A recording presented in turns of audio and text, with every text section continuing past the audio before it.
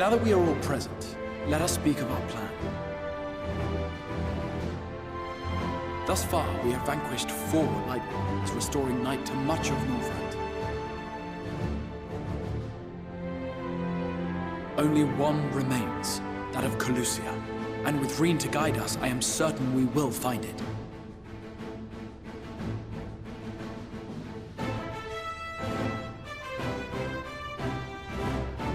We're so close now.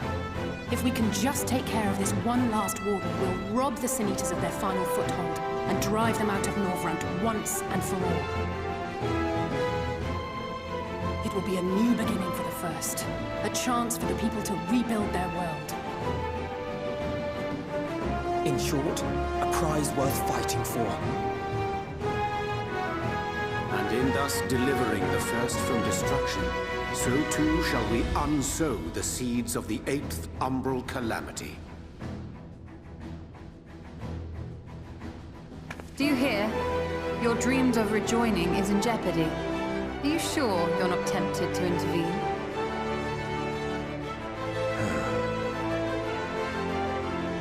You labor under the misapprehension that vanquishing the Sin Eaters is tantamount to saving the world. It is not. In truth, you only delay the inevitable, lengthening your fleeting lives by the smallest of margins.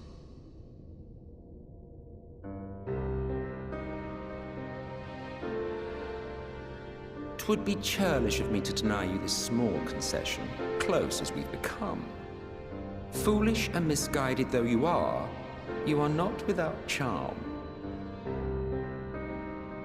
Each and every one of you is possessed of a noble heart. When the weak want for succor, you do not hesitate to provide it. Alas, your nobility is short-sighted. You think only of the problem in front of your nose. A limitation of your ephemeral existence. Our lives may seem short and insignificant to the likes of you, but one does not need to be an eternal being to achieve lasting change. If I may stop you there, I do not claim that we Ascians are special. That is another misconception. In the beginning, everyone lived nigh for eternity. Such was the natural order of things. But like so much else, this was taken from you.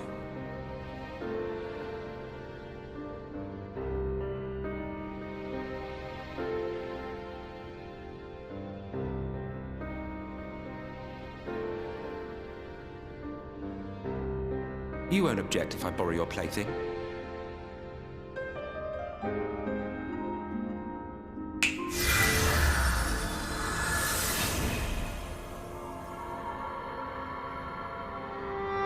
In the distant past, when the world was one and whole, a great calamity threatened all life. It began without warning. The very laws of the star were warped and broken, and chaos swiftly spread throughout the land. Faced with annihilation, we sought to imbue the star with its own will. Thus was Zodiac born, and by his power was order restored.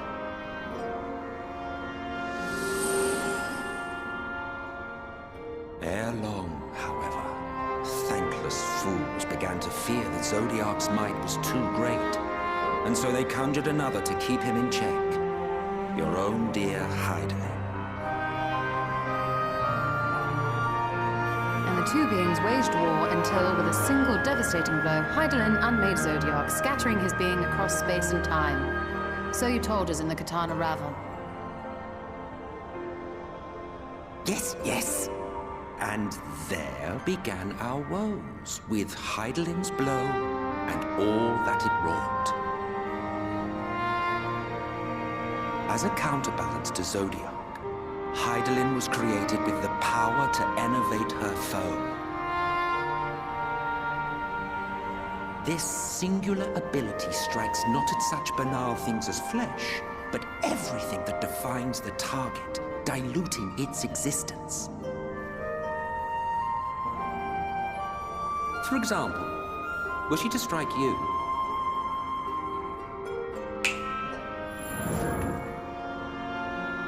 two individuals, identical in appearance yet reduced in all respects. Strength, intelligence, the soul itself, all is halved.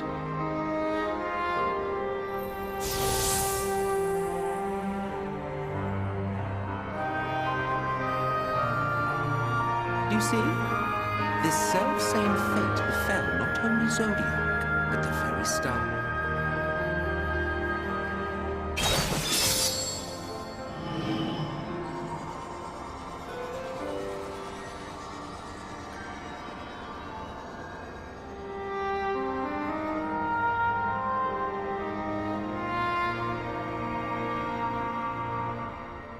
Only 3 were fortunate enough to escape the sundering, me being one of them.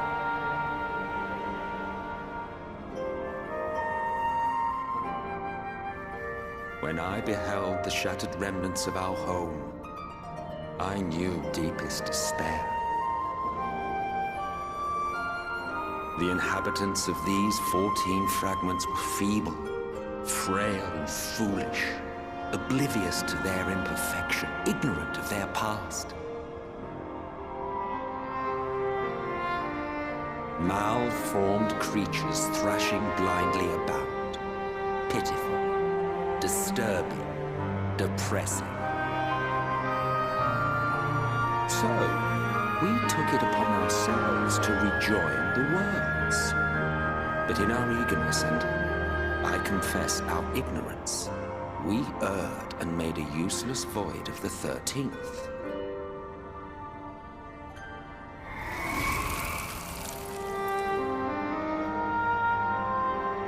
It was only afterwards that we discovered a connection twixt source and shard, a flow of energy that maintains elemental balance.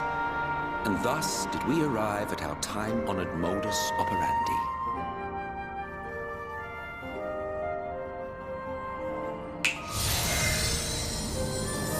From a purely Asian standpoint, it could be said that what you seek to do is only logical. But that would be to ignore the immeasurable destruction wrought with each rejoining. You have murdered millions, and this we cannot condone. By your fragmented existence, you continue to give rise to tragedies far crueler than any calamity. But yes, moral relativism and all that. Case in point, I do not consider you to be truly alive, ergo I will not be guilty of murder if I kill you.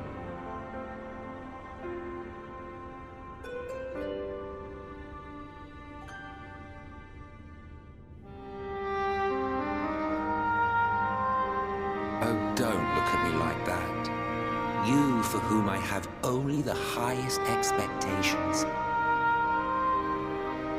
A vaunted hero of the Source, 7 times rejoined.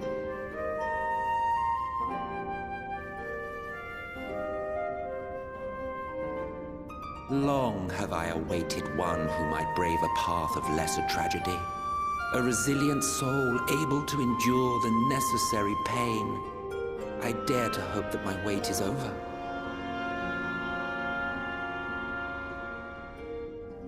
So, finish your task and slay the Light Warden. Make proof of your usefulness, and then we may speak again.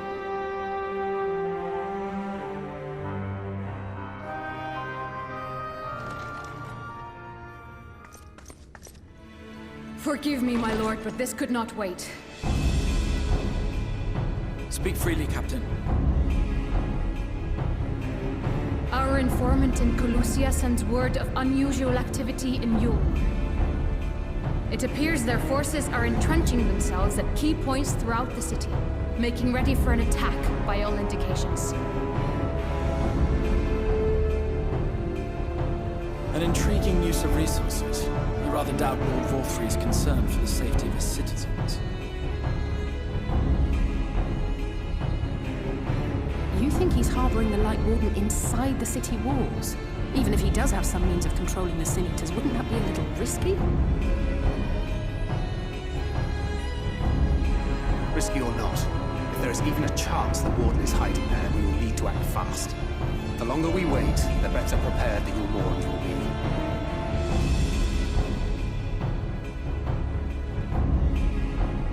Agreed. See to your preparations then and make for Calusia. God's willing, this hunt will be the last. Let us see it through to the end.